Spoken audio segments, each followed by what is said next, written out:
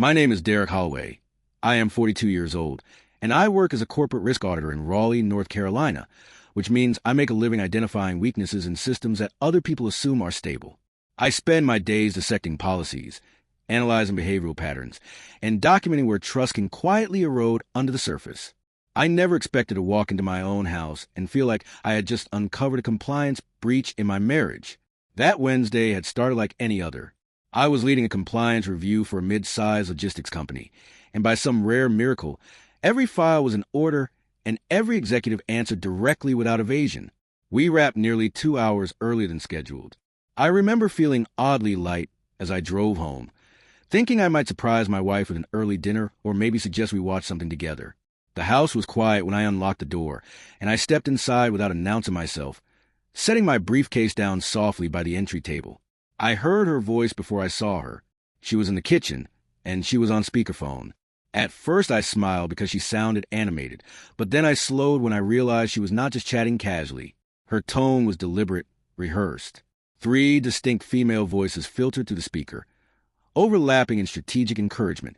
One of them said, "Say you are unhappy but not angry." Another added, "Pause after you say you need space. Let him fill the silence." A third voice laughed and said, "Watch his face. Men only fight when they think they're losing something." My wife repeated phrases back to them, as if practicing lines from a script.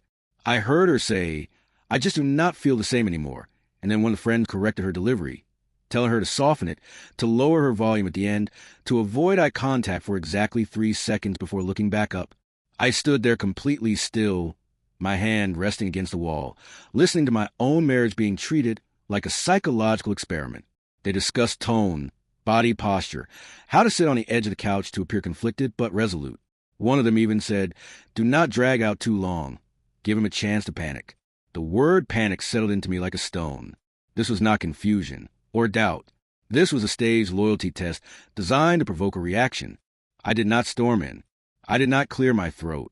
I stepped quietly back outside, closed the door without a sound, waited 10 seconds, then reopened it more loudly, letting my shoes hit the hardwood with intention.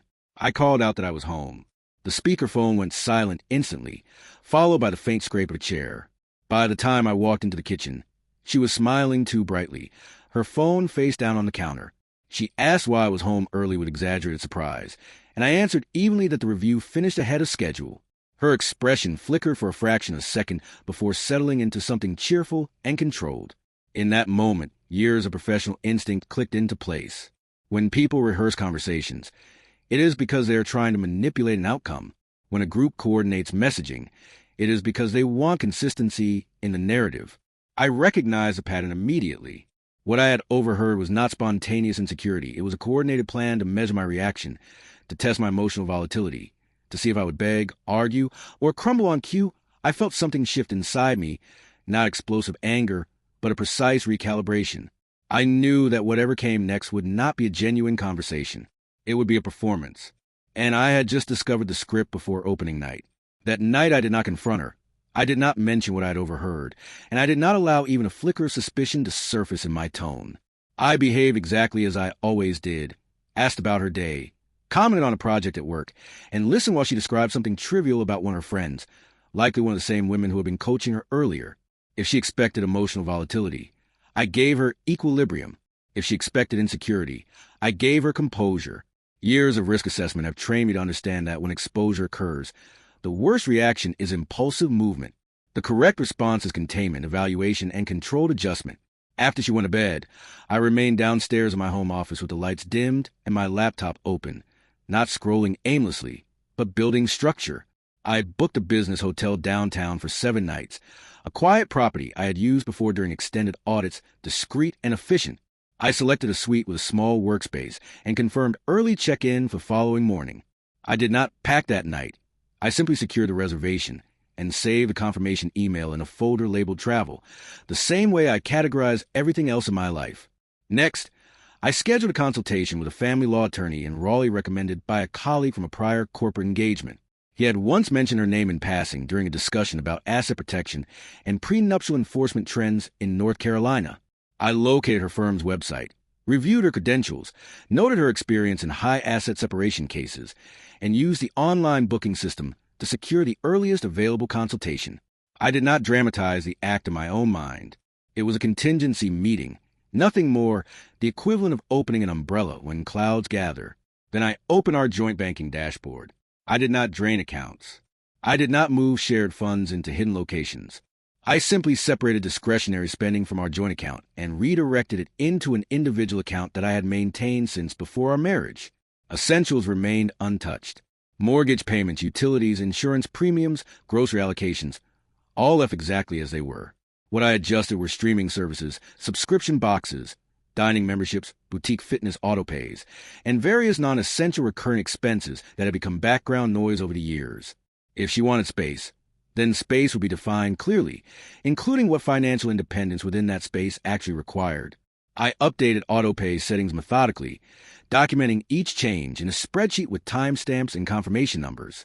There was no anger in the process, no shaking hands or reactive decisions. I felt something closer, the focus. When people test stability, they are often surprised by how systems respond. My work has taught me that vulnerability is rarely emotional at its core. It is structural.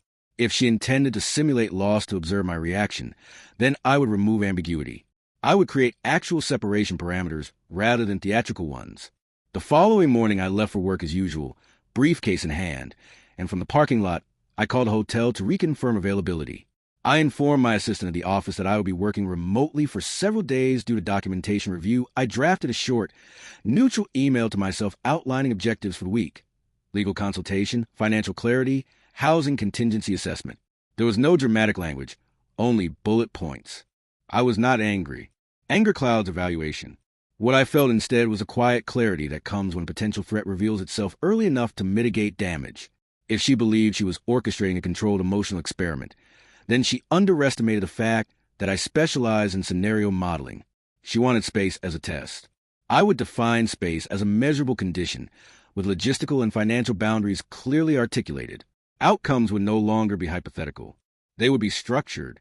The next evening unfolded exactly as I expected it would, though seeing anticipation materialize into choreography carried a strange detachment, as if I were observing a case study rather than sitting at my own dining table. Dinner was uneventful, almost artificially pleasant. She asked about my day with careful attentiveness, laughed a fraction too long at something minor I said, and cleared the plates with deliberate calm. There was an air of preparation around her, like someone steadying themselves before stepping onto a stage. After the dishes were done, she walked into the living room and sat down on the far end of the couch rather than beside me. The positioning was intentional. Distance, but not hostility. I remained in my usual chair across from her, hands folded loosely, posture relaxed. She inhaled once, steady and audible, and began, "I've been thinking a lot lately," she said, her voice softened at the edges exactly as it had been coached. "I am not sure I am happy anymore." The sentence was delivered slowly, measured, with a subtle pause before the word happy. She maintained eye contact with precision, holding my gaze for 3 seconds before letting her eyes drop briefly to her hands and then returning to meet mine. It was almost flawless. "Maybe we need a break," she continued, tilting her head slightly as though conflicted but resolved.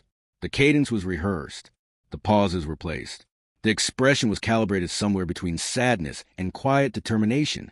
Had I not overheard the rehearsal, it might have seemed authentic. I did not raise my voice. I did not lean forward. I did not react with visible alarm. Instead, I nodded once and asked in a steady tone how long she envisioned this break lasting. The question landed heavier than she expected. I could see in the micro-hesitation before she answered that she had not thought about an exact time frame. I followed calmly, asking what the term break meant in practical terms. I asked whether she intended for us to separate finances temporarily. I asked whether she would be staying in the house or expected me to leave. I asked how shared expenses would be handled during this period. I asked what parameters defined reconciliation and what conditions would end the break. My voice remained even, not confrontational, not wounded, simply structured. The composure destabilized her. I watched the script begin to fracture. Her eyes flickered, searching for language that had not been pre-written. She repeated that she just needed space and time to think. But when I pressed gently on what space required logistically, she faltered. There was no prepared line for escrow accounts, for mortgage obligations, for insurance continuity. The rehearsal had focused on emotion, not infrastructure. That was when I noticed her phone on the coffee table. It was face down, positioned casually near her knee, but the screen glowed faintly against the wood surface.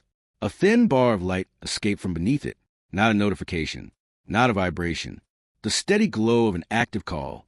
My peripheral awareness sharpened instantly. The realization settled without surprise.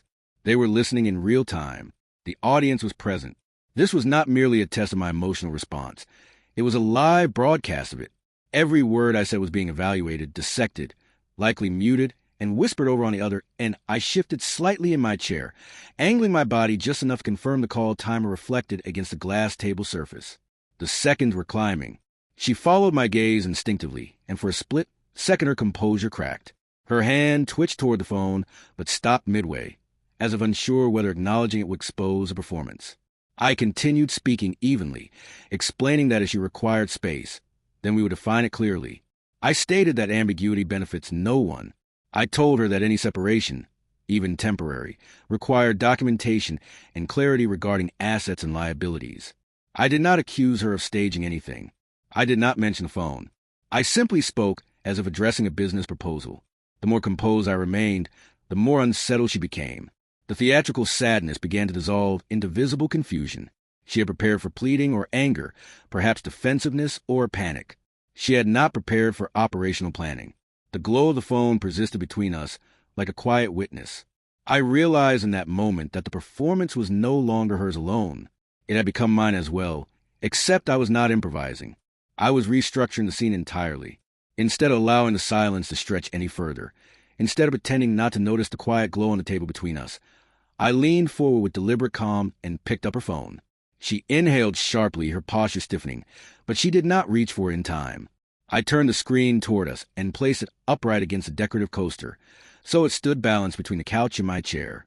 3 familiar faces filled the screen in a group video call, each frozen in that peculiar stillness people adopt when they realize they have been discovered.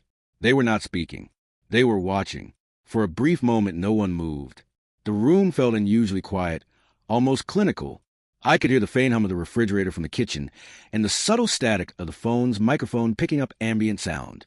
My wife's complexion drained slightly, her rehearsed composure dissolving into something far less structured. I looked directly at the screen, not at her, and spoke evenly. I said that I had come home early the day before and heard the entire rehearsal from beginning to end. I explained that I heard the coaching about tone, pauses, eye contact timing, and the suggestion that men only fight when they believe they are losing something. I stated the facts without embellishment and without raising my voice. There was no accusation in my tone, only clarity. One of the women shifted uncomfortably and finally spoke, attempting a light defensive laugh, saying that they were just helping her figure out how to communicate her feelings. The phrase "just helping" floated awkwardly in the air, thin and insufficient.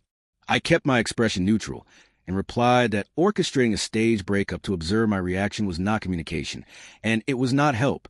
I said calmly that loyalty tests designed for live commentary transform private relationships into performance, and performance requires an audience. I let the word audience sit for a second. Another friend attempted to interject, saying that they did not mean anything by it, that they were supporting her through uncertainty. I responded that uncertainty does not require scripting or hidden observers.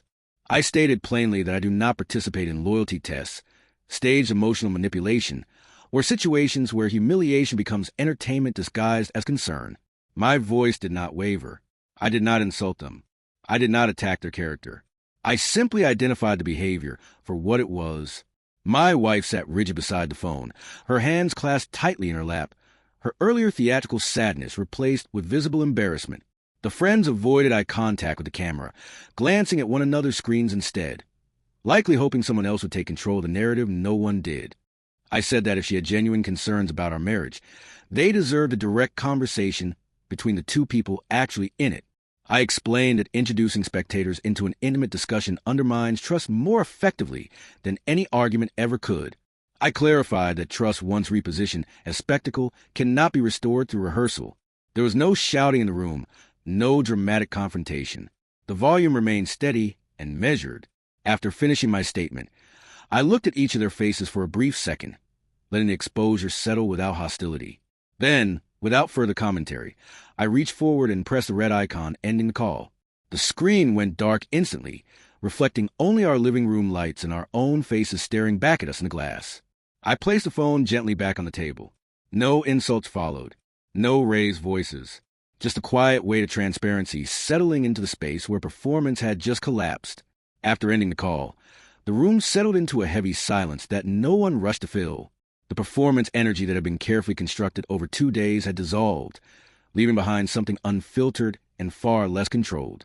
My wife sat rigidly on the couch, her earlier confidence replaced with visible uncertainty. I remained seated for a moment, allowing the emotional temperature to stabilize before speaking again.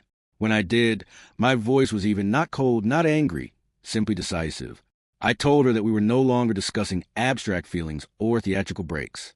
I explained that the trust boundary had already been crossed the moment a private marital conversation was turned into live commentary. I said that from this point forward, there would be structure. I laid out 2 clear options without embellishment. Option 1 was a structured 1-week separation beginning immediately. During that week, we would define financial parameters in writing. Shared expenses would remain covered as usual, but discretionary access would remain separated. There would be scheduled check-ins at predetermined times, in person and without third-party involvement. No friends, no live calls, no external coaching. The week would function as an assessment period with clear expectations and documented agreements. At the end of 7 days, we would evaluate whether reconciliation was possible based on behavior, not performance. Option 2 was direct formal separation through attorneys. I explained that I had already scheduled a consultation. If she preferred not to participate in a structured week, then we would proceed immediately through legal channels. There would be no hostility, no retaliation, simply a formal process handled professionally. Assets would be evaluated, obligations documented, and communication routed through counsel. There would be no middle ground, no ambiguous space filled with emotional theatrics. The decision would determine the path. I watched her expression carefully as I spoke. She had clearly expected pleading or emotional bargaining, perhaps even anger she could interpret as passion. What she received instead was a control framework. Her breathing quickened slightly. She asked whether I was serious, and I responded that I do not design ultimatums. I define boundaries. The difference matters. There was a long pause. She stared at the coffee table, at the phone that was now dark and silent. The earlier confidence was gone. Finally, she said she wanted the week. Her tone carried a faint disbelief, as though she had assumed I would fight to avoid that outcome rather than present it as an option. I nodded once and said that the structured week will begin immediately. I stood, walked upstairs, and retrieved a single suitcase from the closet. I did not rush. I packed deliberately. 5 shirts, 2 suits, workout clothes, essential toiletries, my laptop, and the legal folder I had already prepared. I left the majority of my belongings untouched. The act was not dramatic. It was procedural when I returned downstairs. She was still seated where I had left her. She looked as though she wanted to say something emotional, perhaps to soften the edges of what had happened. But no words came. I informed her that I would be staying at a hotel downtown, and that I would email the written separation terms within the hour. I reiterated that the first check-in would occur in 3 days in person without phones present. I did not raise my voice. I did not accuse her further. I did not revisit the humiliation of the stage call. I walked to the door, picked up my briefcase and suitcase, and stepped outside into the night air. The house behind me remained quiet. As I drove toward the hotel, I felt no dramatic surge of emotion. What I felt instead was clarity. The week would not be about proving love. It would be about proving respect. The week unfolded exactly the way I anticipated once the audience had been removed from the stage. Without the energy of her friends feeding lines and validating reactions, the dynamic shifted into something far more erratic. The first evening at the hotel passed quietly. I sent the written separation terms as promised, outlining financial parameters, communication boundaries, and scheduled check-in times. I stated clearly that all conversations would occur either during designated calls or in person at agreed intervals, and that no third party would be present physically or digitally. The email was neutral, structured, and free of emotional commentary. By the second day, the emotional angles began. She called during the scheduled window and broke down almost immediately, cried about how distant I felt, how she never meant for things to escalate, how she felt attacked and embarrassed in front of her friends. I listened without interruption, but I did not validate the framing. I responded calmly that embarrassment occurs when actions are exposed, not when they are fabricated. I reminded her that we were operating within the structured week she had selected, and that emotional intensity would not replace accountability. The next attempt came in the form of nostalgia. She appeared at the hotel lobby during one of the prearranged in-person check-ins carrying a small gift bag containing photographs from early in our marriage and a watch I had once mentioned liking years ago. The gesture was carefully curated to evoke memory and soften resistance. I accepted the bag politely, but placed it beside me unopened. I stated that nostalgia does not repair trust, and that symbolic gestures do not substitute for direct acknowledgement of behavior. Her expression tightened, clearly frustrated that sentiment was not producing the intended effect. Midweek, the tone shifted again toward guilt. She said I had humiliated her in front of her friends, and that my decision to expose the call made her look foolish. I replied that public humiliation results from public staging. I did not raise my voice. I did not argue. I simply reiterated that transparency is not cruelty. It is consequence. Then came the suggestion of immediate couples counseling, presented as a proactive solution. I agreed under one condition. I told her that I would attend a counseling session if she began the first meeting by stating clearly and without qualification that she had staged a fake breakup to see if I would beg. I explained that accountability must precede reconciliation, and that a therapist cannot facilitate progress if the foundation is misrepresented. She hesitated visibly when I articulated the requirement. The pause was longer than any of her rehearsed silences earlier in the week. She said that phrasing felt harsh. I responded that accuracy often does. 2 days later, one of her friends sent a message attempting to smooth things over, claiming everything had gotten out of hand and that no one intended harm. In the same exchange, she casually admitted that someone had recorded part of the confrontation because it was wild.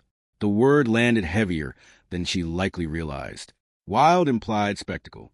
Spectacle implied entertainment. That admission confirmed what I had already understood the moment I saw the active call timer. The situation had not been about clarity or emotional growth. It had been about reaction capture. I did not respond emotionally to the message. I saved it. Documentation is not dramatic. It is precautionary.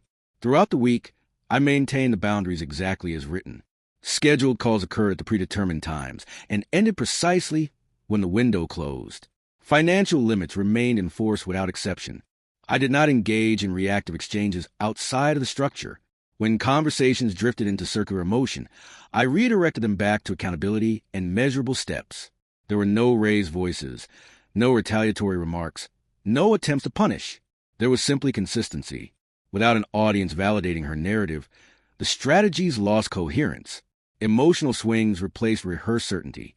What remained was a visible discomfort with owning the initial act. By the end of the week, the central issue was no longer whether she felt unhappy. It was whether she was willing to acknowledge deliberate manipulation without deflection. I remained composed, not because I was unaffected, but because stability is a choice. The week without spectators revealed more than any staged confrontation ever could. By the third day of the structured week, the tone began shifting in ways that had nothing to do with anything I said.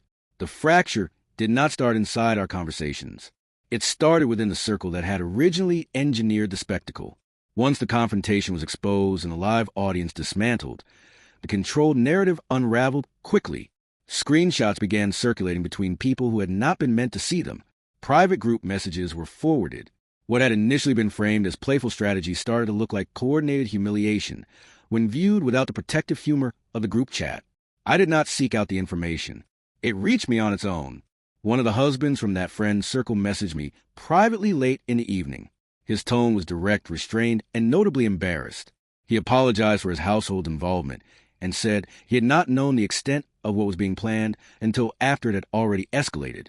He mentioned that parts of the conversation had been recorded and shared more widely than intended, and that once people outside the immediate group saw it, the optics changed dramatically. He said he did not agree with turning a marriage into entertainment. The message was not defensive. It was uncomfortable and sincere. By the following day, one of the women had deleted her social media accounts entirely. Another attempted to publicly reframe the situation as a misunderstanding, but that explanation collapsed under the weight of screenshots that contradicted it. The group that had once appeared unified began splintering under scrutiny. It was no longer a private loyalty test. It was documented manipulation. Once documentation exists, interpretation narrows. Throughout all of this, I maintained the same posture I had from the beginning. I did not respond publicly. I did not retaliate online. I did not correct narratives in comment sections. Silence can be a boundary as much as words at evening. I received a direct message from my wife. There was no dramatic introduction, no softening language, no attempt to repackage the situation. The message was short and stark in its simplicity. She wrote that she staged it. She wrote that she wanted drama. She wrote that she embarrassed herself. She wrote that she was sorry. The tone was flat, almost exhausted. There were no qualifiers, no shifting of blame onto friends, no references to misunderstanding, just acknowledgement. I read the message twice before responding. I told her that I appreciated the clarity and that accountability is a necessary step. I did not dramatize forgiveness. I did not offer reassurance. I accepted the apology without ceremony. At the same time, I kept the legal consultation active. Accepting an apology does not erase the structural breach that required one. Respect had not simply been questioned in private. It had been positioned as spectacle in front of an audience. Public damage requires measured evaluation. I was not interested in emotional theatrics in either direction. I was interested in whether foundational trust could exist again without performance. I understood that an apology can be genuine and still insufficient to immediately restore equilibrium. There are moments in relationships where dignity is not chipped away quietly but fractured openly. When that happens, restoration is not negotiated through sentiment. It is evaluated through consistency and change over time. The collapse of the circle was not something I orchestrated. It was a byproduct of exposure. Once the entertainment value disappeared and accountability entered the room, the cohesion dissolved. I did not celebrate that. I did not derive satisfaction from it. What I recognized instead was how fragile alliances built on spectacle truly are. By the end of the third day, the dynamic was no longer about whether I would beg. It was about whether respect, once publicly compromised, could be rebuilt without performance. I remained calm, structured, and deliberate. I was not negotiating for scraps of dignity. I was assessing whether dignity could exist at all moving forward. At the end of the week, I did exactly what I said I would do from the beginning. I did not escalate. I did not soften. I simply followed the structure that had been laid out. I met with her in person at the house, sat across from her at the same dining table where the rehearsal had once been discussed, and informed her that I would be moving into the guest room while we finalized separation discussions through counsel. There was no dramatic announcement, no raised voice, no attempt to wound. I explained it as a logistical transition rather than an emotional departure. I formally retained my attorney the next morning. The consultation shifted into representation, and paperwork began moving with quiet efficiency. We had no children, no complicated trusts, no hidden holdings, and no contested inheritances. The assets were straightforward. The house would be listed for sale. We would each retain our respective vehicles. Retirement accounts remained untouched, as they had been accumulated independently prior to marriage and were cleanly documented. Shared savings were divided evenly according to legal guidance. There were no shouting matches over furniture, no tug of war over possessions. Division was clean, because I insisted it be. She asked me once, late in the process, if we could reset. She said maybe we could pretend it never happened, wipe the week away, stop telling the story in our heads, and begin again. Her voice carried exhaustion rather than defiance. I listened carefully before answering. I told her that forgiveness does not mean access. It means clarity. I explained that I did not carry resentment toward her, but that I would not rebuild something that had been converted into a social experiment. Trust is not restored by pretending the breach was imaginary. It is restored by proving the breach would never occur again, and I no longer felt interested in evaluating that proof. The house sold within 2 months. The listing went live, showings began, and an offer arrived quickly in a market that favored sellers. I walked through each room one last time before closing, not with nostalgia, but with acknowledgement. It had been a home. It had also been a stage.